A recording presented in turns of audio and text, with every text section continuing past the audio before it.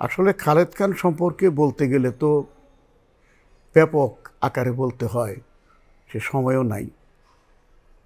আমার সৌভাগ্য বলতে পারেন, দুর্ভাগ্য বলতে পারেন।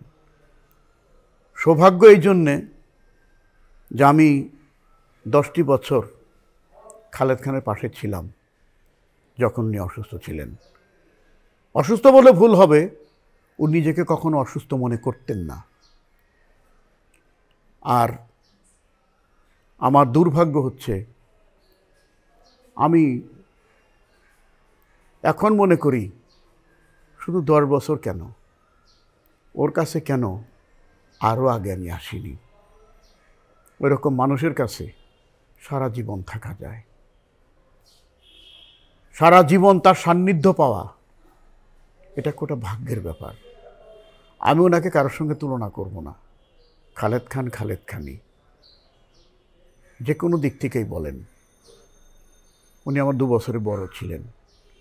একাত্রে এক বাড়িতে থেকেই পড়াশোনা করেছি। স্কুলটা ভিন্ন ছিল, বাবার বড় সন্তান।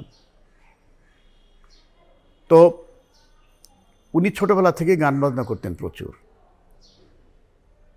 সবাই জানতো যে খালেদ খান কণ্ঠশিল্পী হবেন, উনি যে অভিনেতা হবেন এটা মনে হয় উনি নিজেও জানতেন না। অনেক গুণের অধিকারী ছিলেন উনি। কবিতা আবৃত্তি করতেন, গান করতেন, অভিনয় করতেন। তারপর সবচেয়ে বড় কথা হচ্ছে উনি ভালো একজন ডিরেক্টর ছিলেন। উনি অনেক মঞ্চ নাটকের নির্দেশনা দিয়েছেন।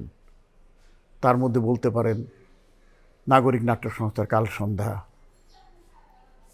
তারপরে আমাদের যে প্রতিষ্ঠান সুবচন নাট্য সংস্থা, ওইখানে করেছেন রূপবতী, ক্ষুদিত পাষাণ, এই সমস্ত নাটক উনি নির্দেশনা দিয়ে গেছেন এবং দর্শকের অনেক বাহবা করিয়েছেন উনি। আর সবচেয়ে বড় কথা, দীর্ঘ 13 বছর উনি দুরারোগ্য ব্যাধি, মটনিরো একটা রোগ, সেই রোগের সঙ্গে যুদ্ধ করে গেছেন।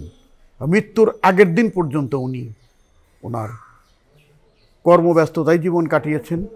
ইউনিভার্সিটি অব লিবারাল আর্টসের উনি গুরুত্বপূর্ণ পদে অধিষ্ঠিত ছিলেন মৃত্যুর আগের দিন পর্যন্ত।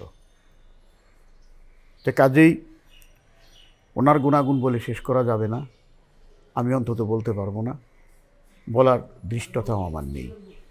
উনি কী মাপের অভিনয় করতেন, কী মাপের অভিনেতা ছিলেন সেটা আমি বলতে পারবো না।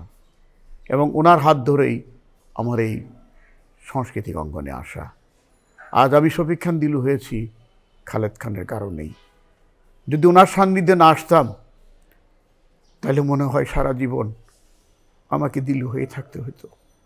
আমি ধন্যবাদ জানাই বৈশাখী টেলিভিশনকে, ধন্যবাদ জানাই আপনারা যারা আমার সাক্ষাৎকার নিচ্ছেন, খালেদ খানের জিজ্ঞেস করতেছেন, তাদেরকে।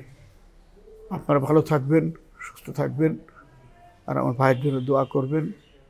উনি যেখানে আছেন উনি যেন ভালো থাকেন, শান্তিতে থাকেন।